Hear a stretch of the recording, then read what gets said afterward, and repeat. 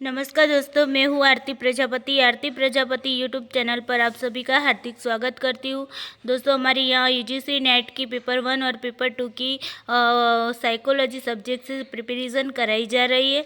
तो यहाँ पर हमारा जो पेपर 1 है उसका यूनिट 1 चल रहा है। उसकी अभी ये 10वीं क्लास है और इस क्लास में हम देखने वाले हैं शिक्षण सहायक सामग्री के बारे में। कुछ जानने से पहले, यानी कि शिक्षण सहायक सामग्री के बारे में जानने से पहले आप सभी से एक अनुरोध है कि अगर आपको मेरे वीडियोस अच्छे लग रहे हैं तो आप इसे लाइक करिए और अपने दोस्तों को शेयर करना ना भूलिए। और अगर आप मेरे वीडियोस को देख भी रहे हैं और आपने मेरी इस चैनल को सब्सक्राइब नहीं किया है तो प्लीज़ मेरी इस चैनल को सब्सक्राइब कर लीजिएगा, ताकि कोई भी नोटिफिकेशन आती है तो आपको तुरंत मिल जाएगी। और हाँ, अगर आप मेरी इस चैनल पर नए हैं तो आप लोगों से भी अनुरोध है कि आप मेरी इस चैनल को सब्सक्राइब कर लेना। ओके, चलिए देखते हैं शिक्षण सहायक सामग्री के बारे में। तो सबसे पहले दोस्तों हम देखेंगे कि शिक्षण सहायक सामग्री हम किसे कहेंगे।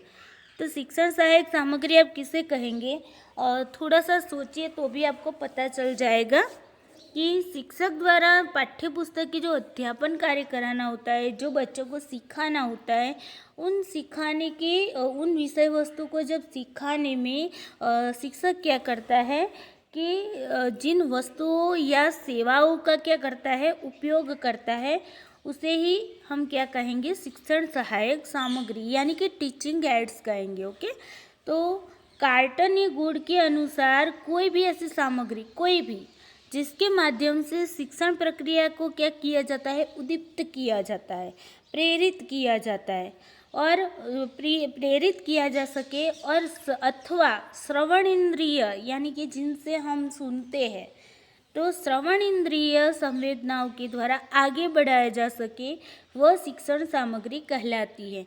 ये परिभाषा किसने दी है? कार्टनी गुड ने दी है। तो कार्टनी गुड के अनुसार कोई भी ऐसी सामग्री जिसके माध्यम से हम क्या करते हैं, शिक्षण की प्रक्रिया को क्या बनाया जाए, उद्दीप्त किया जा सके।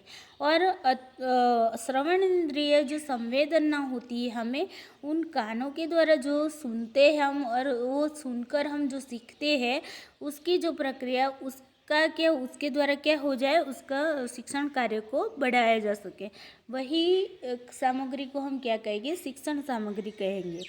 ऐसी सामग्री जो छात्रों को कुछ भी सिखाने में मदद रूप हो, ऐसी सामग्री कि बच्चों को, आपको जो भी, छात्रों को जो भी आपको सिखाना है, उसे सिखाने में जो भी साधन सामग्री हमें मदद रूप होती है, उन्हें ही हम क्या कहेंगे, शिक्षण सहायक सामग्री। छात्रों को सरल तरीके से समझाने के लिए इस सामग्री का प्रयोग किया जाता है। टीचर कोई इकाई पढ़ाने जाते हैं तो मान लीजिए कि टीचर बच्चों को बताना चाहते हैं कि ये एलिफेंट का चित्र है, यानी कि ये एलिफेंट है। अब स्वाभाविक है कि बच्चों ने एलिफेंट, कुछ बच्चों ने देखा भी होगा कि कुछ बच्चों ने नहीं देखा होगा। तो एलिफेंट क्या है, हाथी क्या है, उसकी परिभाषा जब उसे समझानी होती है, उसका जो कॉन्सेप्ट क्लियर करना होता है, तो टीचर क्या करेगा, एक हाथी का चित्र देगा, हाथी का चित्र बताएगा और बच्चों को बोलेगा ये हाथी है, ये एलिफेंट है। या तो फिर कोई वीडियो क्लिप लाएगा हाथी की, और वीडियो क्लिप के माध्यम से टीचर ये बताने की कोशिश करेगा कि हाथी ऐसा होता है, उसका जो फिगर होता है, उसकी जो बॉडी होती है ऐसी होती है, उसके बारे में जो वीडियोस के माध्यम से भी वो हाथी का जो कॉन्सेप्ट होता है वो क्लियर करता है।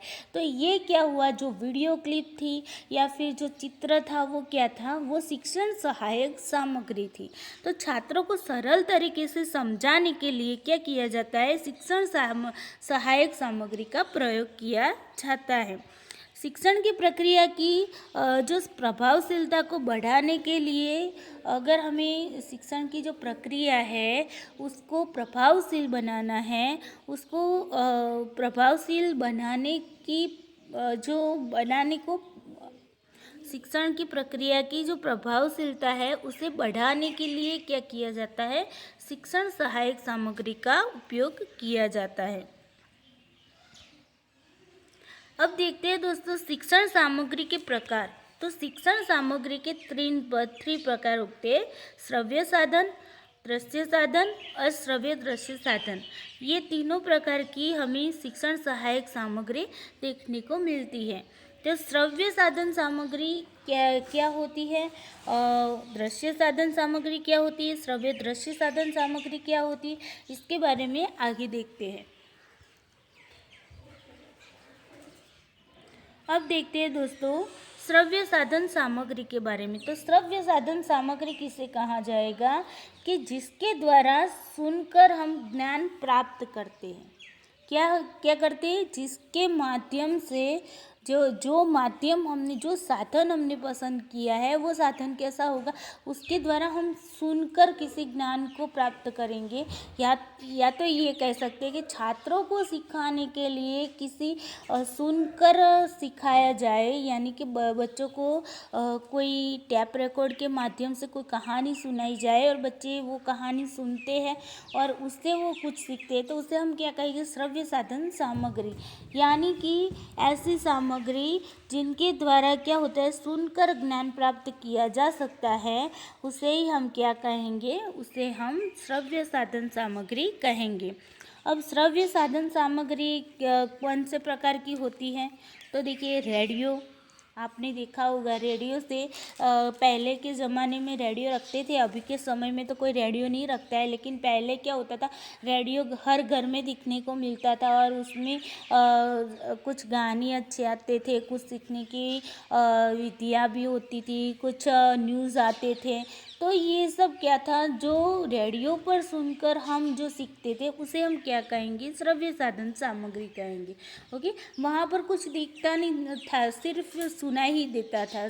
जहाँ से कुछ सुनकर हम सीखते हैं, सिर्फ सुनकर सीखते हैं, उन सभी सामग्रियों को कहाँ रखा जाएगा, श्रव्य साधन सामग्री में रखा जाएगा। उसके बाद है टैप रिकॉर्डर। तो आप अभी के समय में भी देखते होंगे कि अगर बच्चों को कोई पोएम्स पढ़ानी होती है तो टीचर पहले से क्या करते हैं, घर पे बैठकर या तो फिर स्कूल में ही अपने मोबाइल पर उठाते हैं और मोबाइल में अपनी ही आवाज़ में किसी का जो पोएम होती है, जो वो पोएम क्या करते हैं, रिकॉर्ड कर लेते हैं और बच्चों को दूसरे दिन कक्षा में सुनाते हैं। तो ये जो टैप रिकॉर्डर है, या तो फिर टैप रिकॉर्डर के माध्यम से हम कोई गाना बजाते हैं या कहानी सुनाते हैं, तो ये क्या है, टैप रिकॉर्डर हमारी श्रव्य साधन सामग्री होगी। ग्रामोफोन, तो आपने कभी कभी ग्रामोफोन भी देखा होगा। ग्रामोफोन भी क्या है, रेडियो की तरह ही शिक्षण का प्राचीन माध्यम है। आपने देखा होगा कि अगर आपने 3 इडियट्स जो मूवी देखी होगी, तो उस मूवी में जो प्रोफेसर थे वो आराम से सोते थे और वो गाना सुनते थे, ग्रामोफोन इस तरीके से। आई थिंक बहुत अच्छा तो चित्र नहीं आता है, लेकिन इस तरीके से कुछ होता है ग्रामोफोन का, इस तरीके से, और ऐसे कुछ इस तरीके का कुछ होता है ग्रामोफोन में। और इससे क्या, पहले के ज़माने में ग्रामोफोन का यूज़ किया जाता था, उसमें भी क्या होता था कि वो गाना सुनते थे लोग। ओके, तो यहाँ पर ये जो ग्रामोफोन होगा वो भी क्या होगा, हमारी दृश्य साधन सामग्री होगी। तो दोस्तों अब रेडियो के बारे में कुछ बताना चाहती थी मैं। रेडियो जो भारत में वर्ष 1936 में सर्वप्रथम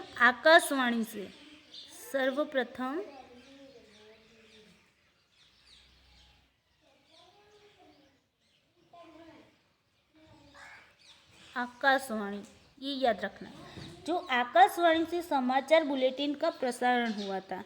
आकाशवाणी से किसका, समाचार जो बुलेटिन है उसका प्रकाशन हुआ था, बुलेटिन का। ओके, ये आपको याद रखना है कि भारत में 1936 में, यानी कि 1936 में सबसे पहले आकाशवाणी का समाचार बुलेटिन किसके माध्यम से हुआ था, रेडियो के माध्यम से प्रसारित हुआ था। उसके बाद का एक दूसरा टॉपिक पॉइंट भी लिख लीजिए, आगे हम हायर एजुकेशन में भी इसे देखेंगे, लेकिन अभी इसे देख लेते हैं। जब वर्ष 1957 में यानी कि 1957 में विविध भारती की शुरुआत हुई थी। किसकी? विविध भारती चैनल की शुरुआत हुई थी। ये भी क्या था? रेडियो के आधार पर ही कार्यक्रम था। ओके, तो ये था हमारा श्रव्य साधन सामग्री में जो रेडियो के बारे में बात है ना, इसलिए आपको बताया है। 1936 में क्या हुआ था कि सबसे पहले रेडियो के माध्यम से आकाशवाणी का जो समाचार बुलेटिन था उसे प्रसारित किया गया था। और उसके बाद 1957 में क्या हुआ था? विविध भारती का प्रसारण रेडियो के माध्यम से किया गया था। अब आगे देखते हैं दोस्तों दृश्य साधन सामग्री के बारे में। तो दृश्य साधन सामग्री हम किसे कहेंगे? तो ऐसी सामग्रियाँ जिनको देखकर हम कुछ सीखते हैं। क्या? जिनको देखकर हम कुछ सीखते हैं उसे हम क्या कहेंगे? दृश्य साधन सामग्री कहेंगे। तो दृश्य साधन सामग्री में किन किन सामग्रियों का समाविष्ट होगा? तो रेखाचित्र या तो चार्ट बोलते हैं, है ना, चार्ट।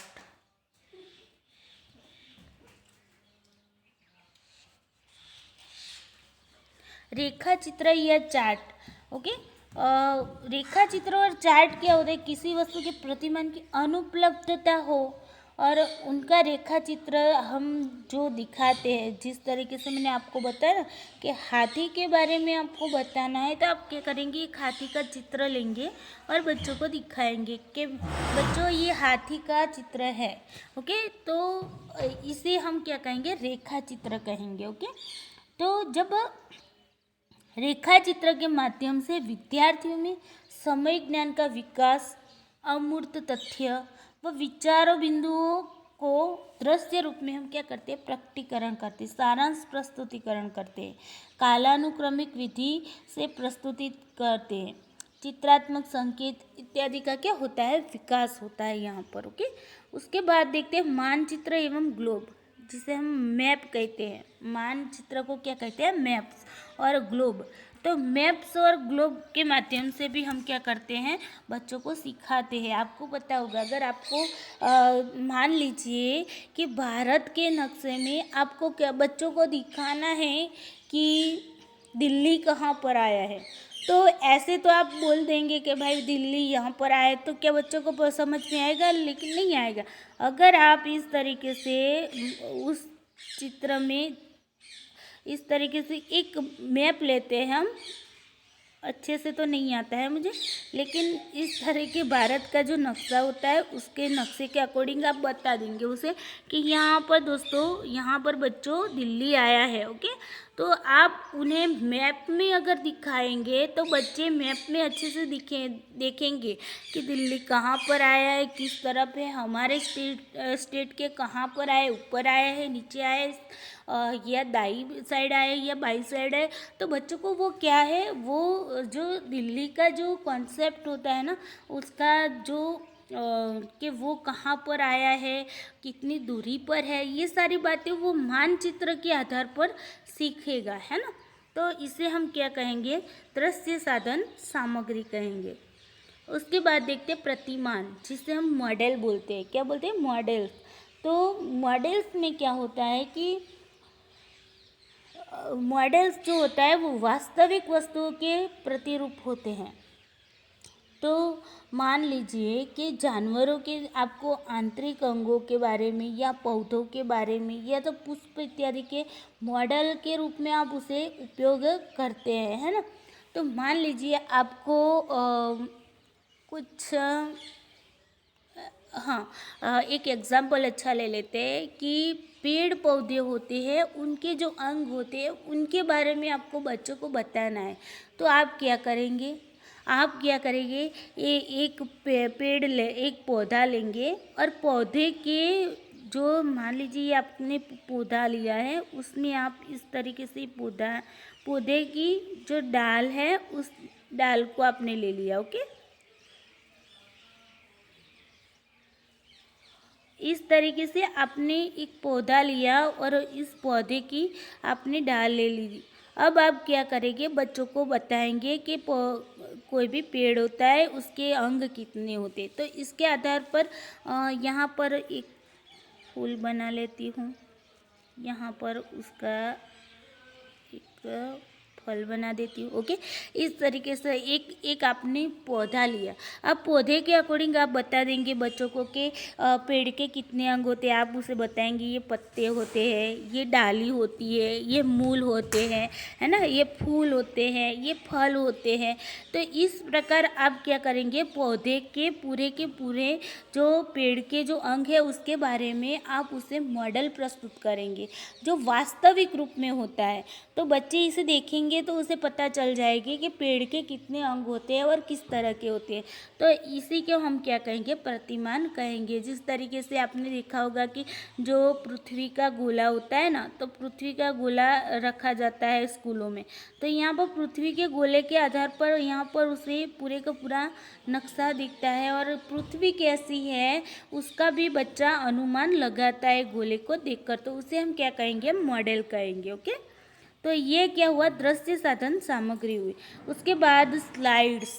तो आप देखते होंगे कि कभी कभी क्या होता है कि पीपीटी के द्वारा हम स्लाइड बनाते हैं पावर पॉइंट के द्वारा, और स्लाइड्स के अकॉर्डिंग हम जिस तरीके मैं आपको अभी पढ़ा रही हूँ, जो स्लाइड्स के माध्यम से ही पढ़ा रही हूँ, तो वो भी क्या है, आप उसे देखते हैं और उसे क्या कहेंगे, उससे सीखेंगे। इसी तरीके से स्लाइड को हम, जो माइक्रोस्कोप होता है उसमें अगर आपको सूक्ष्म जीवों को जानना है तो वो क्या करेंगे, अब एक कांच की एक स्लाइड होती है और उस पर जो सूक्ष्म जीव होता है उनके कोषों को रखा जाता है और यहाँ पर जो सूक्ष्म माइक्रोस्कोप होता है उसकी मदद से हम यहाँ पर देखते हैं। तो इसे हम क्या कहेंगे, ये भी स्लाइड है। ओके, तो इस स्लाइड का मतलब क्या होगा, जो दृश्य साधन सामग्री में आएगी।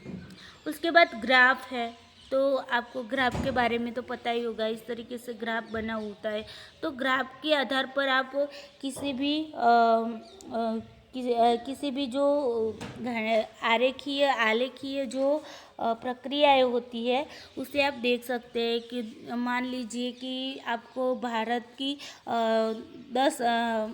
4-5 मान लीजिए भारत की जनगणना के बारे में जानना है, तो यहाँ पर उसका आलेख होता है, उसका जो ग्राफ होता है उसके अकॉर्डिंग आप पता लगा सकेंगे कि भाई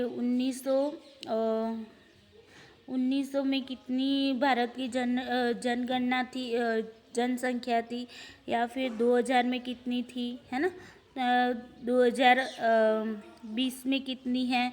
तो ये सारा आपको देखना, 2010 में कितनी थी। ओके, तो ये क्या हुआ, ग्राफ के अकॉर्डिंग भी आप उसे समझा सकते हैं बच्चों को। तो ये ग्राफ भी हमारा दृश्य साधन सामग्री में आएगा।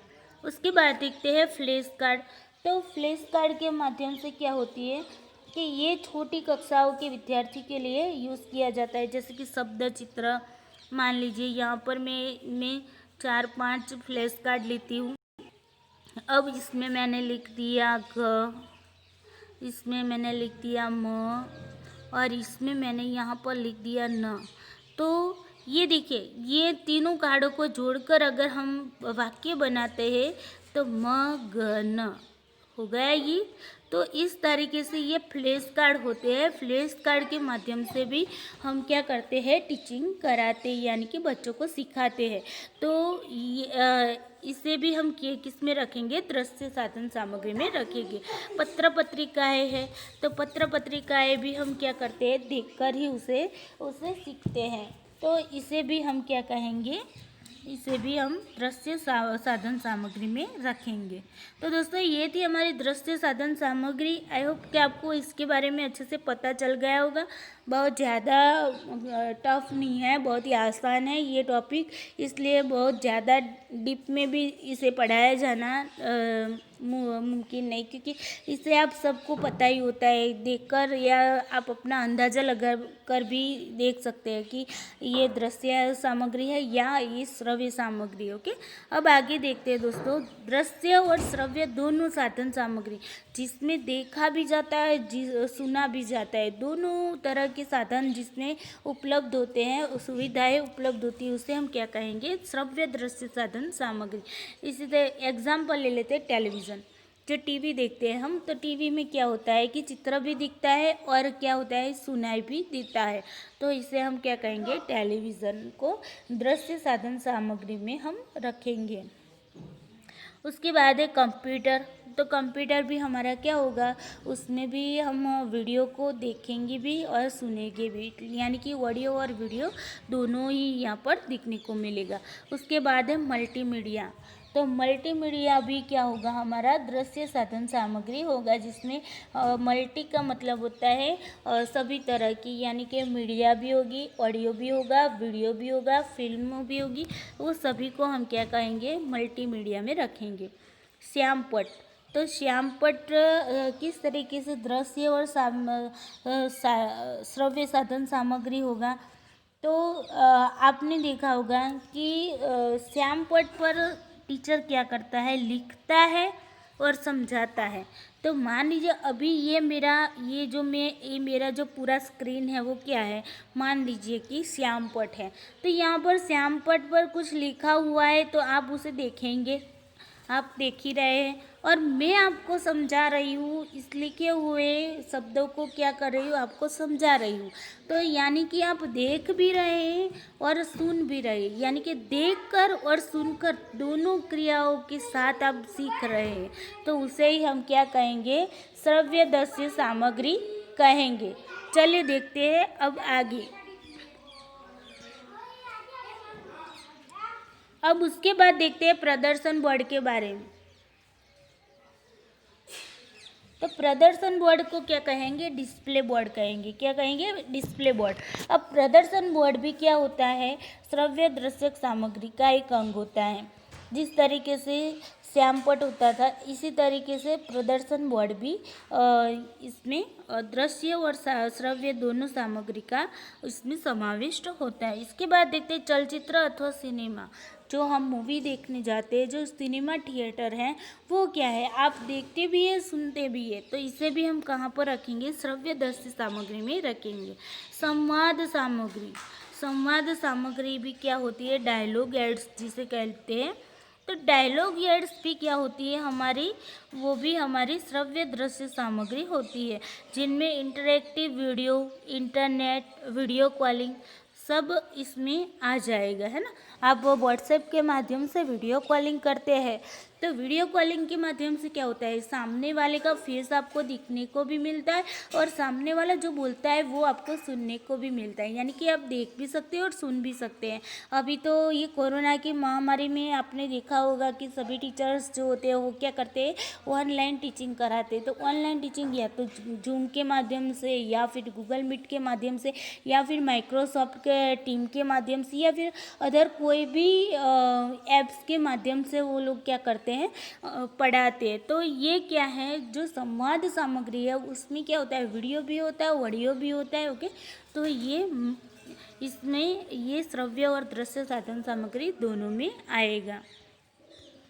तो दोस्तों ये थी हमारी शिक्षण सहायक साधन सामग्री के बारे में बात की मैंने आपसे। अब शिक्षण साधन सामग्री के बाद हम देखने वाले हैं कल हम देखेंगे कि निर्देशात्मक सुविधाएं के बारे में हम थोड़ा सा देख लेंगे, और उसके बाद हमें देखना है जो टीचिंग एप्टीट्यूड का मेन होता है, वो होगा शिक्षण विधियों के बारे में हम जानने वाले हैं। यानी कि कल एक वीडियो हमारा ये बनेगा निर्देशात्मक सुविधाओं के बारे में, इंस्ट्रक्शनल फैसिलिटी के बारे में। ओके, और आज हमने क्या देखा, आज हमने शिक्षण सहायक साधन सामग्री के बारे में देखा, जिसमें हमने क्या देखा, श्रव्य साधन सामग्री, दृश्य साधन सामग्री और श्रव्य दृश्य दोनों ही तरह की होती है ऐसी सामग्री।